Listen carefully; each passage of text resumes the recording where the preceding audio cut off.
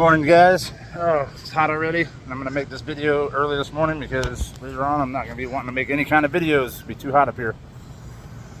So we are on a commercial property in Clearwater Beach. As you can see, we have TPO roof. It does have standing water and has a lot of leaks. So we cleaned this area the other day. And I'll show you what we did here in a little while, and then today we're going to clean up this and find any holes and patch those up. Okay, y'all, it's going to be a quick one. This is now the roof. Just got to get all my tools, clean up, clean.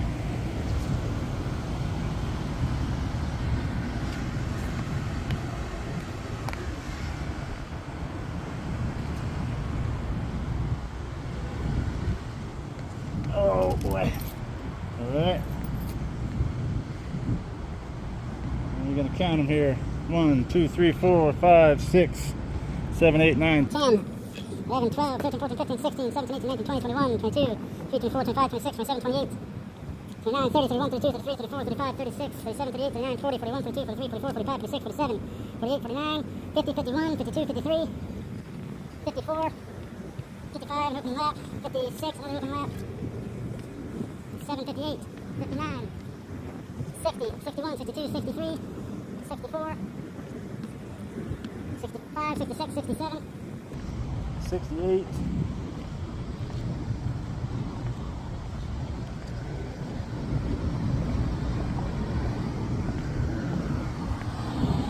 69, 70 on the low roof, and this lap was open right here in the puddle where it ponds.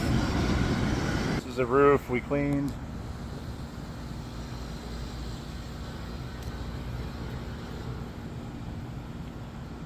About 2 weeks ago now. Had a lot of leaks, and there it was termites underneath.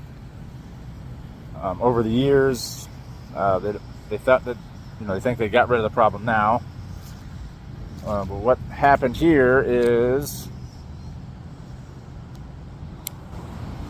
termites have eaten through the roof. So we literally put 74 patches over these tiny holes that termites came up through the TPO. And this is the second time that I've found this this problem. This is only the second time I've ever seen this happen, and both times it was with ISO board, which is what's under this roof. This is a commercial grade TPO.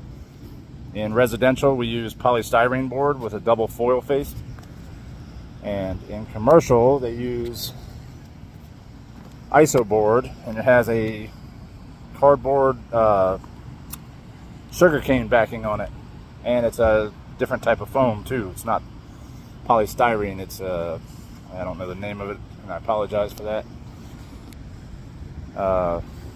For some reason, the termites really love to get into that, and I think they eat towards the heat, and they pop through the hole, realize they don't want to leave because the wood's below, and they go back down. So anyway, there was 74 holes in this roof, and the client had just bought this building out here on Clearwater Beach, which you can imagine is not cheap, and just wanted to buy some time.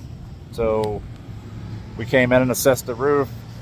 There is some ponding on this roof. There always was, because they did not build this roof with drains. As you can see, the next roof over there also has ponding water, and there should have been scupper drains here, or a gentle slope to the back where it would leave the area. However, it does not, and I cannot solve that problem here, but we can make it waterproof.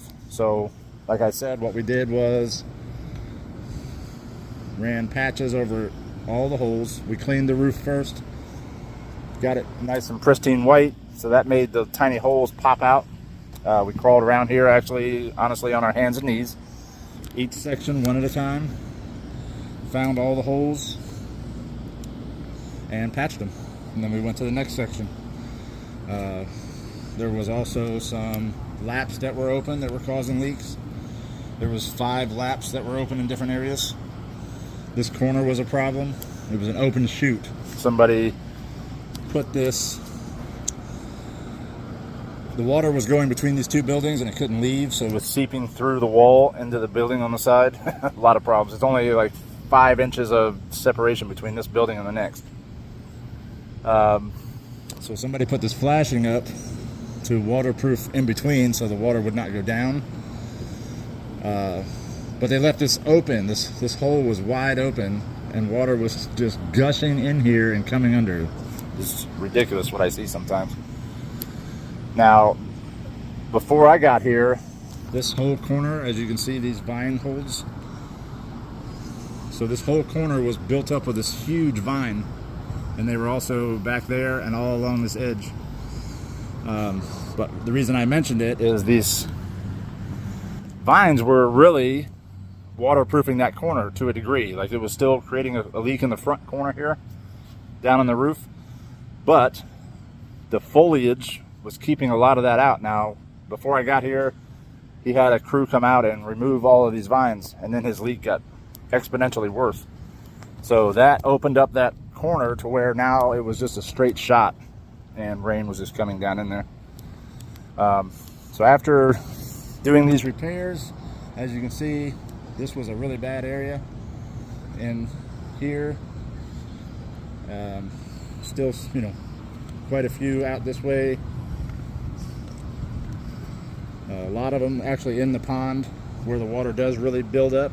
So these were just consistent leaks, constantly just dripping down into the building, finding the low spot and open area in the roof inside the ceiling, and then coming into the building. Of course, wasn't so bad over here. There was no termite damage on this half of the building. However, there was quite a few holes over here. One big one, like the size of a quarter. And oddly enough, somehow, this side of the roof was not leaking into the building. So we, of course, patched all those holes. And so far, so good. We haven't had any issues of leaks inside.